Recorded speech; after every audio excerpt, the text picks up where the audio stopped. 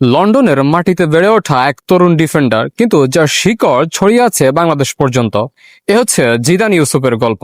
মাত্র 18 বছর বয়সেই ইংল্যান্ডের ক্লাব ওয়ালটন অ্যান্ড হার্শাম এফসির সিনিয়র দলে জায়গা করে নেওয়ায় সেন্টার ব্যাক ইতিমধ্যেই নজর কাটতে শুরু করেছেন বাফুফের এবং বাংলাদেশি ফুটবল সমর্থকদের। ইংল্যান্ডের সাউদার্ন লিগ প্রিমিয়ার সাউথে খেলায় তরুণ ডিফেন্ডার ভবিষ্যতের জন্য এক সম্ভাবনার নাম, বিশেষ করে বাংলাদেশের ফুটবলের প্রেক্ষাপটে। জিদান ইউসুফকে আলাদা করে চিনিয়ে দেয় তার অসাধারণ শারীরিক গঠন। 6 ফিট 4 ইঞ্চি উচ্চতা, যা একজন ডিফেন্ডারের জন্য বিশাল অ্যাডভান্টেজ। মাঠে তাকে দেখলে বোঝা যায় তিনি শুধু লম্বা নন, বরং একজন সুঠাম দেহের অধিকারী। তার ফিজিক্যাল ফিটনেস, স্ট্রেংথ ও বডি ব্যালেন্স তাকে প্রতিপক্ষের ফরওয়ার্ডদের বিরুদ্ধে শক্ত দেয়াল হিসেবে দাঁড় করায়।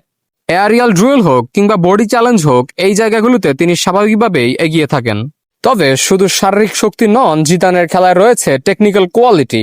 একজন আধুনিক সেন্টার ব্যাক হিসেবে বল কন্ট্রোল, পাসিং ও পজিশনিং, এই দিকগুলোতেও তিনি ধীরে ধীরে নিজেকে গড়ে তুলছেন।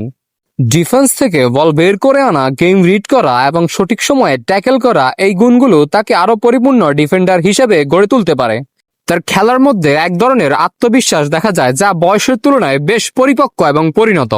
বাংলাদেশ ফুটবলের বাস্তবতা যদি চিন্তা করা হয়, তাহলে এই ধরনের ফিজিক্যালি স্ট্রং ও টেকনিক্যাল সাউন্ড সেন্টার ব্যাক আমাদের জন্য অনেক বড় সম্পদ হতে পারে।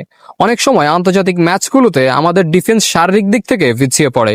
সেই জায়গা জিদান ইউসুফের মতো একজন ডিফেন্ডার দলকে নতুন ব্যালেন্স দিতে পারে। তার উচ্চতা, আগ্রাসন ও উপস্থিতি সব মিলিয়ে তিনি ডিফেন্সে এক ধরনের আস্থার প্রতীক হয়ে উঠতে পারেন।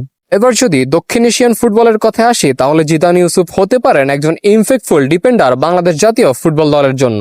তাছাড়া বাংলাদেশ জাতীয় ফুটবল দলের সেন্টার ব্যাক পজিশনের খুব হাতে গোনা কয়েকজন ফুটবলার পাওয়া যায়। বিশেষ করে তারেক কাজী এবং তপু বর্মন ছাড়া ভবিষ্যতের জন্য কোনো পারফেক্ট সেন্টার ব্যাক এখনো খুঁজে পাওয়া যায়নি। তাই তো বাংলাদেশের ডিফেন্স লাইনে বিশাল এক আশার নাম হতে পারেন জিদান ইউসুফ। শোনা যাচ্ছে তিনি বাংলাদেশের হয়ে খেলার ব্যাপারে আগ্রহী এবং ইতিমধ্যেই বাংলাদেশ ফুটবল ফেডারেশনের সাথে যোগাযোগের বিষয়টিও সামনে এসেছে। যদিও এই বিষয়গুলো এখনো পুরোপুরি অফিসিয়ালি নিশ্চিত হয়নি, তবুও এই সম্ভাবনায় ফুটবল প্রেমীদের মাঝে উত্তেজনা তৈরি করেছে। একজন প্রবাসী প্রতিভাবান যদি সত্যি লাল সবুজের জার্সি পরতে চান, তাহলে সেটি বাংলাদেশ ফুটবলের জন্য অবশ্যই এক ইতিবাচক দিক। তাছাড়া আরো গুড নিউজ হচ্ছে, 7ম টায়ারে খেলা জিদান ইউসুফের দল বর্তমানে লিগে চ্যাম্পিয়ন হয়ে 6ষ্ঠ টায়ারে প্রমোটেড হয়েছে।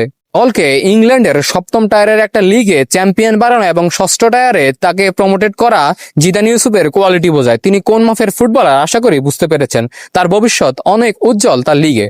এখন বাংলাদেশের প্রেক্ষাপটে বাস্তবতা হচ্ছে, জিদান ইউসুফ বর্তমানে তার লিগেই বেশি মনোযোগ দিচ্ছেন। তিনি যেহেতু 6ষ্ঠ টায়ারে উত্তীর্ণ হয়েছে, তিনি চাইবেন নিজেকে নিয়মিত প্রমাণ করতে এবং উচ্চতর লেভেলের ফুটবলে নিজেকে মানিয়ে নিতে। তাকে যদি সঠিকভাবে কনভিন্স করা হয়, যোগাযোগ করা হয়, তাহলে হয়তো তিনিও বাকিদের মতো রাজি হয়ে যাবেন বাংলাদেশের লাল সবুজের জার্সি গায়ে জড়ানোর জন্য। একদিন হয়তো আমরা তাকে লাল সবুজের জার্সিতে দেখব, মাঠের মাঝখানে দাঁড়িয়ে তার লম্বা গঠন আর শক্ত উপস্থিতি দিয়ে প্রতিপক্ষের আক্রমণ থামাচ্ছে। আর তখন হয়তো বাংলাদেশি ফুটবল সমর্থকরা বলবেন, বাংলাদেশ তার নতুন এক ডিফেন্সিভ দেয়াল খুঁজে পেয়েছে। সকল অরিজিন ফুটবলার এবং বাংলাদেশ ফুটবলের সকল আপডেট পেতে পেজটি ফলো দিয়ে এবং ইউটিউব চ্যানেলটি সাবস্ক্রাইব করে সাথেই থাকুন।